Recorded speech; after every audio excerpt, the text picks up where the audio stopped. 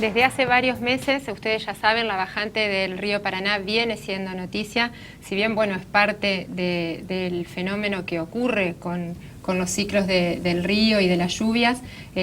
Hoy el río está en 2,26 metros, pero ha llegado a estar en 1,63. Está con nosotros José Luis Macor, director del Centro de Informaciones Meteorológicas de la FICH. Buenas noches. ¿Qué tal? Buenas Bienvenido, noches. muchas gracias. Gracias por la invitación. Esto trae consecuencias, sobre todo, bueno, también en nuestro sistema lagunar. Hoy los santafesinos nos enteramos que no vamos a tener playas este verano para disfrutar, digamos, de la laguna, sino sí como solarium. Y bueno, y queríamos preguntarle un poco qué es lo que tenemos que esperar en cuanto al nivel del río para los próximos meses.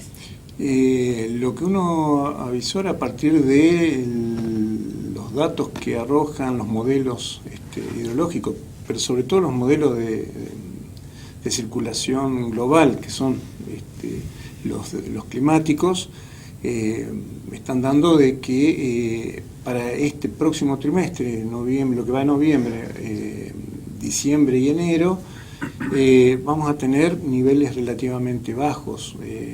Se va a mantener, digamos, en niveles como los que estamos viendo ahora, un poco más alto quizás, pero no crecidas importantes. La altura normal del río supera los 3 metros. Está en los 3 metros, claro, un poco más. La alerta se produjo cuando se vieron las mantas de geotextil ahí que recubren el fondo del río, a la altura sobre el túnel. Claro, entonces, eso es justamente por el proceso de bajante, empiezan a aflorar, por ejemplo, los geotextiles de protección del túnel, o en algunos sectores también por ejemplo, en provincia de Buenos Aires, se llamaba la atención la aparición en San Pedro. En San Pedro, de alguna embarcación hundida, algunos elementos, digamos, que pueden aparecer, no sé, comentaban en la laguna también. En la laguna los muertos que se usaron tanto para fijar el sistema de dragado. Las dragas, claro. Y aparentemente hay muertos más antiguos que probablemente se han usado para hacer los pilotes del viejo puente ferroviario. Entonces vamos a ver este tipo de cosas en la medida que no se produzcan precipitaciones en la cuenca del Paraná, sobre todo precipitaciones generalizadas y relativamente importantes. La escorrentía que generan las lluvias que están previstas no van a generar niveles altos de...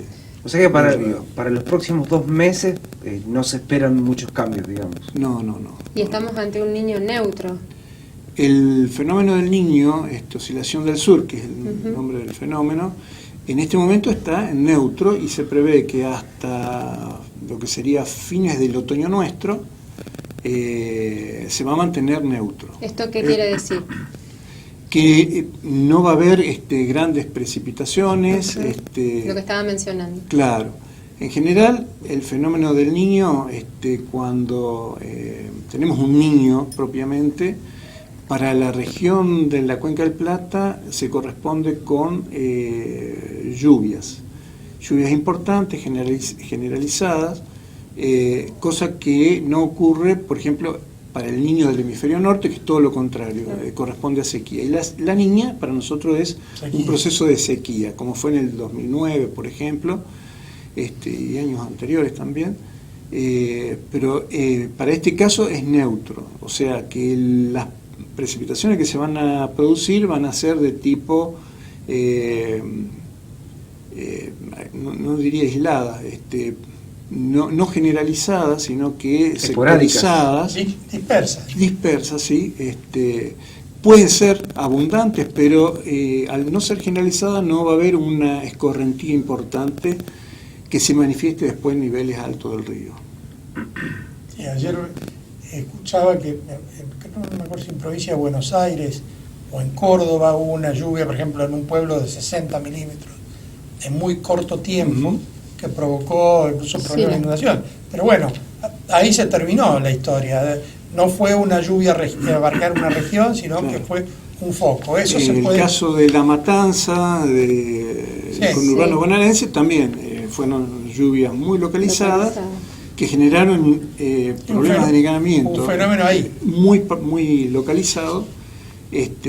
Pero ese tipo de eventos, si se dan así, localizados en la cuenca del río Paraná, no van a generar escorrentías importantes que puedan traducirse en niveles altos. ¿Y qué debiera pasar para que el río llegue a esos 3 metros, nivel normal, digamos? Que baje agua de Brasil, por ejemplo.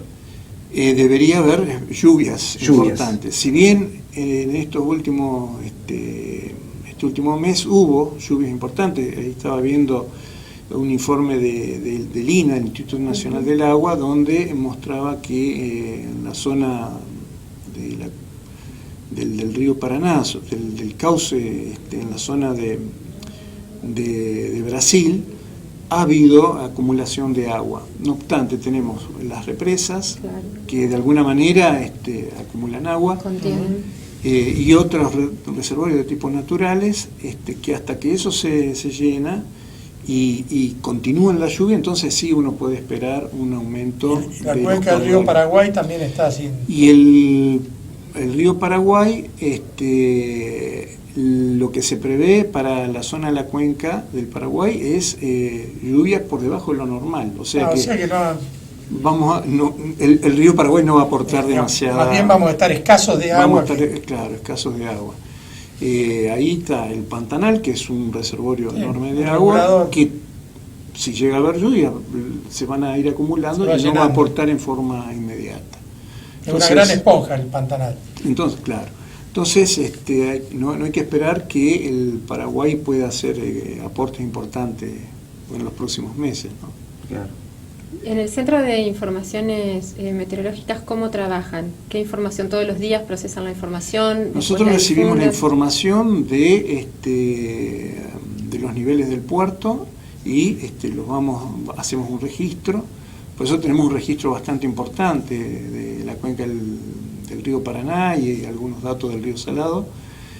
Y siempre los verificamos, chequeamos de que sean correctos los valores, porque a veces cuando se transmite la información puede haber algún problema de un valor que esté mal pasado o algo, entonces tenemos que verificar que los datos sean correctos. Y después, bueno, toda la información que se recibe, tanto en precipitaciones, ¿no? Tanto el Servicio Meteorológico como la información de la NOAA, del Instituto Internacional de Investigaciones de Clima, Servicio Meteorológico, el CIMEPAR de Brasil. O sea, estamos chequeando toda la información. En cuanto a proyecciones meteorológicas para este verano acá en esta zona, ¿qué perspectivas hay? Las perspectivas son de que van a ser lluvias para la cuenca. En temperatura me refiero. No, en temperatura yo puedo decirle de lluvias. Temperatura no sé, porque eso hay que ir chequeándolo día a día. Nosotros tenemos en la facultad un modelo que es el WRF, que permite, a partir de información relativamente cercana, o sea, no con datos muy de mucho tiempo anteriores, o sea, son datos que se van cargando continuamente, sí, pero no tengo en este momento los pronósticos, porque son a 7 días a más tardar. Son modelos que permiten hacer pronósticos de temperatura y de lluvia a muy corto plazo. ¿Y con el salado, ustedes están también monitoreando el salado? En realidad, quien monitorea el salado es el Ministerio de Infraestructura. Ajá. Ellos tienen un sistema de alerta. Había problemas con el cargado de datos, que por ahí no se conocían los niveles diarios, digamos. Ahí no sé, porque ellos tienen su red de alerta. Sé que había inconvenientes con las mediciones, pero nosotros... Ustedes procesan información que reciben de distintos puntos de captura. De distintos organismos. Digamos. Nosotros somos un centro operativo de la facultad, pero básicamente su finalidad es de tipo académico. No somos servicio meteorológico, no tenemos guardia en absoluto, somos todos docentes que tenemos nuestra actividad de docencia y de investigación, y que básicamente con la estación meteorológica que nosotros tenemos, tratamos de hacer un aporte a la comunidad respecto de los datos meteorológicos de la ciudad de Santa Fe, en particular del área cercana de la ciudad universitaria, y bueno, después con información que generan otros organismos internacionales, ¿no? Que nos permite justamente verificar los pronósticos que se dan y establecer un pronóstico particular para la ciudad de Santa Fe. José Luis. Perdón. Sí. Me acuerdo que en un momento, cuando estaba Enrique Rodríguez, veo que el servicio tiene el nombre de él, justamente, sí, porque es el que creó el nombre de él, que estaba en el diario todos los días en su momento. Habían puesto una caseta meteorológica en el terreno de enfrente, que es un terreno verde, del diario anterior, del local anterior a allá en 25 de mayo, y con todos los sensores que se habían ubicado ahí, y nosotros teníamos información a la hora del cierre, porque es difícil conseguir información a la hora del cierre, pero como todos los sensores estaban activados, había que leer ahí en ese momento, además en una computadora, y podíamos dar ese servicio. Ahora los tiempos cambiaron y ya llega la información por celular. Por celular, vía internet. Sí, José Luis, le quería consultar, la comunidad científica relacionada con investigaciones meteorológicas están muy preocupados, o algunos de ellos, por el cambio climático. ¿Cuál es su postura respecto a esto? ¿O qué impacto están viendo también en los datos de lluvia en nuestra región?